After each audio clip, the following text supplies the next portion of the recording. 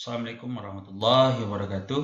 Alhamdulillah syukurillah atas kehadiran Allah Subhanahu wa taala yang telah melimpahkan kita rahmat dan karunia-Nya sehingga kita bisa berkumpul secara virtual pada pembahasan konsep dasar pendekatan pelayanan kelompok. Kemudian salawat dengan salam kita aturkan pada Nabi besar Muhammad sallallahu alaihi wasallam dengan melafazkan Allahumma shalli ala sayyidina Muhammad wa ala ali sayyidina Muhammad.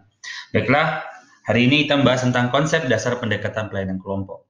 Nah, apa perbedaan antara kerumunan dengan kelompok? Nah, makna dari perbedaan dari kerumunan kelompoknya adalah kalau kerumunan, orang berkumpul, tidak teratur, terjadi secara spontan, namun memiliki tujuan yang berbeda-beda. Kemudian kalau kelompok adalah sekumpulan individu yang memiliki hubungan satu sama yang lain, dan memiliki tujuan bersama dan adanya organisasi atau struktur di antara mereka. Contoh, kerumunan di pasar dengan kelompok bimbingan kelompok itu adalah sebuah kondisi yang jauh berbeda. Kalau kerumunan di pasar, setiap individu memiliki tujuan yang berbeda, sedangkan dalam kelompok, dalam pelayanan kelompok, memiliki tujuan yang sama, yaitu membahas sebuah masalah, mencarikan solusi, dan mengentaskan. Kemudian, faktor pengikat dalam kelompok ada interaksi antar orang-orang yang ada dalam kelompok, faktor pengikat yang pertama. Yang kedua adanya ikatan emosional sebagai pernyataan kebersamaan.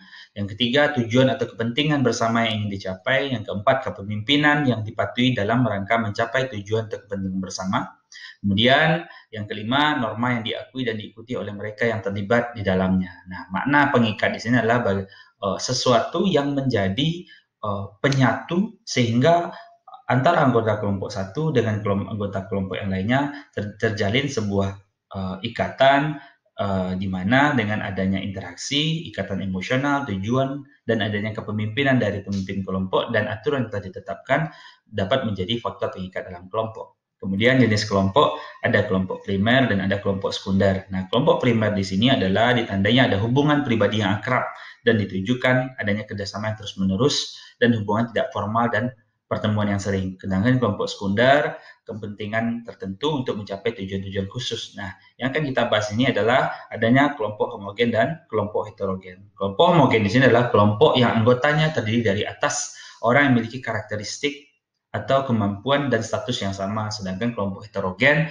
kelompok yang memiliki beragam ciri, kemampuan, dan status yang berbeda. Nah, artinya di sini jika dalam pelayanan kelompok atau bimbingan kelompok dan konseling kelompok mana yang bagus atau yang akan dapat menunjang perkembangan kelompok atau pembahasan yang dibahas adalah kelompok yang heterogen atau yang memiliki beragam ciri khas atau karakteristik tertentu.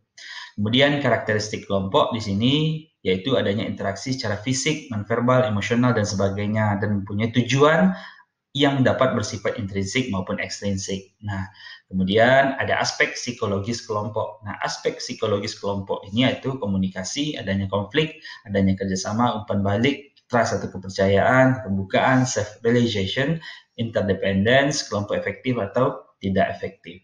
Mungkin itu saja yang dapat saya jelaskan. Wabillahi taufiq wal hidayah. Assalamualaikum warahmatullahi wabarakatuh.